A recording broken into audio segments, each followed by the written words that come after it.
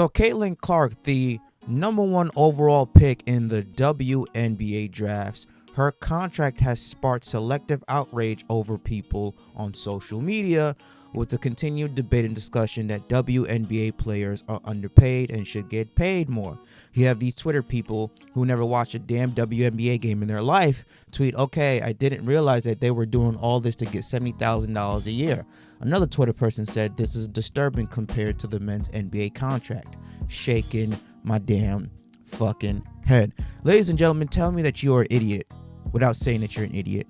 Tell me that you do not know the basic fundamental of economics. Tell me that you do not watch the WNBA. Tell me that you don't know shit about the WNBA, yet you continue to make these idiotic remarks.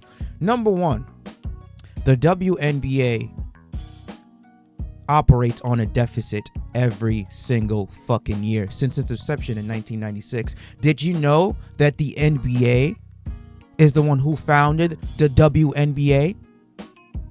Did you know that the NBA has to subsidize over $10 million every single year because the WNBA continues to lose its money? These are not feelings, people. These are not opinions. This is facts. Go look it up. The WNBA operates at a deficit every single year. Ladies and gentlemen, let me ask you a question. How the hell can you pay people if you have no money? If you don't make any money, how can you spend any money? It's basic economics. Google is free. Okay? You look at Caitlin Clark's contract, 4 years, $338,000. Her first year, she's going to be making $76,535. The WNBA season is half the time shorter of an NBA season. WNBA games is 40 games compared to the NBA is 82.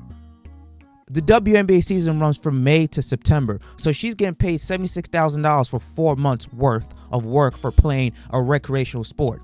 People who do hard labor don't even make that amount of money in a year.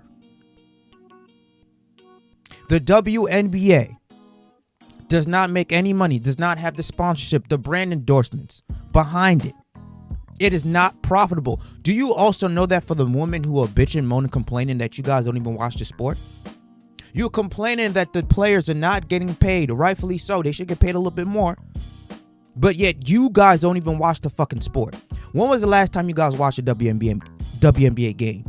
When was the last time that you women went out there and purchased WNBA tickets? When was the last time that you guys bought a merchandise, a jersey, a hoodie, a sweatshirt? When was the last time you guys purchased a WNBA League Pass? When was the last time that you guys actually put on a WNBA game on your television screen and watched the product? Because I do it all the time. More men watch the WNBA than women, but yet you hear women are the one bitching, moaning, complain about the pay gap. Did you know that over 29% of men are casual fans of the WNBA compared to only 19% of women? Did you know that 11% of men are avid fans of the WNBA compared to the 4% of women? Did you know that 77% of women do not watch the WNBA at all compared to the 60% of men who don't watch it? More men watch the WNBA and support the product than women do. And going back to the basic economics of that the WNBA isn't profitable. Here's a little graph right here. Okay, the WNBA revenue is $60 million compared to the revenue of the NBA, which is $10 billion. The average salaries of an NBA player is $9.6 million compared to the average salary of a WNBA athlete is $102,751. Ticket price is $94 compared to $47. Highest paid player Stephen Curry at $48 million. The other one is Joel Lloyd at $228,000. Average viewership, the 2022 NBA Finals had 12.4 million viewers compared to 22 only had 412,000 viewers. Ladies and gentlemen, I know more YouTubers who get that amount of views in a day. Average attendance 17,184 compared to 5,679. It's basic economics, people. It's basic fucking economics. And the current estimated that the WNBA generate approximately $60 million in revenue, but it takes about $85 million for it to operate. Compared to the revenue split, the NBA has a 50-50 revenue split between the players and the league, compared to the WNBA has an 80-20 revenue split in favor of the league. because the league has to operate. The league has to send the players to different games. Who's paying for the hotels? Who's paying for the flights? Who's paying for the meals? The WNBA is. More so the NBA, because they subsidize the loss every single year. It's basic economics, people. The New York Knicks owner, James Dolan, who recently sold the New York Liberty to, I believe his name is, he owns the Brooklyn Nets. He said that the Liberty was not profitable. It wasn't making any money. Quote, the Liberty hasn't made any money. James Dolan, chair of the franchise owner, Madison Square Garden Company, told HBO Real Sports, adding that he was considering handing the franchise back to the WNBA leadership to cut his losses. Its prospect of making money at the time and even today are still slim. So all the people who are bitching, moaning, complaining, say, oh my God, the pay gap is so crazy, it's unfair. If you want to help fix it, go start watching the WNBA games on national television on ESPN. Start buying tickets to go see the games in person. Start buying merchandise. Because the more money that you put into a product, into a business, the more revenue that they get, which means that the more revenue that they get, the more that they can pay the players. But if you have not watched a WNBA game, if you have never attended a WNBA game, if you have never bought a piece of merchandise from the WNBA, please shut the fuck up, because you're part of the problem. You want to go on social media, on the internet, bitch, moan, complain that WNBA players don't get paid. Meanwhile, you don't even watch a minute of the fucking sport. People all of a sudden bitch and moan and complaining, can't even name 5 WNBA players on a roster right now. Hell, they can't even name 5 players who were drafted in the WNBA draft this past Thursday outside of Caitlin Clark and Angel Reese.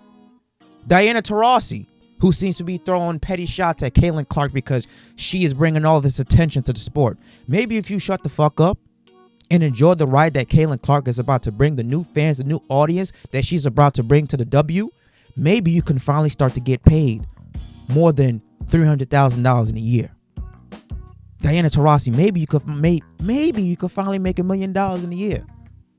Everybody's hating on Caitlin Clark because, oh, she doesn't deserve this. Oh my God, it should have been a black woman, all that, this and that. Ice Cube offered her $5 million, and people said that was too much money. But then people are complaining that, oh, she ain't getting paid nothing. Listen, Caitlin Clark is doing well, fine. She has an NIL evaluation at $4 million and is going to continue to get more brand endorsements, more sponsorships off the court. She'll be all right. And you guys do know that there is more WNBA players than Caitlin Clark, right? You guys do know that there's more WNBA players than Angel Reese, right? The average, the salaries of the WNBA players have been known for years, but all of a sudden, this is the year that people want to have selective outrage about the pay gap. Shut the fuck up. If you don't enjoy the sport, if you don't watch the sport, if you don't spend money on the sport, support the product, you can't talk shit about the pay gap because you're part of the problem.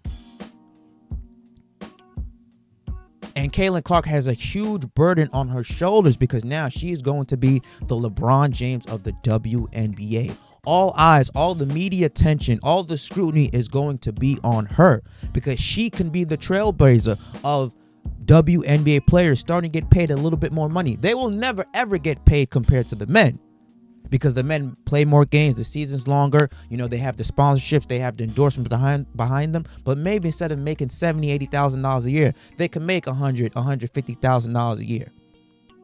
So instead of hating on Caitlin Clark for no fucking reason because she was a better athlete than you in college, back her up. Support her. Support the Angel Reeses. Support the Camila Cardozos, the Elia Edwards that are coming in, who could possibly change the face of the league, bringing all this new attention to the league. Instead of benching and moaning like Diana Taurasi does, embrace what she's about to bring, because you guys might actually start to get paid a little bit more. Let me know what you guys think about this whole selective outrage of Caitlin Clark's WNBA salary. Do you agree, disagree? Leave your comment down below, smash the like button, subscribe to the channel, and I will catch you guys later.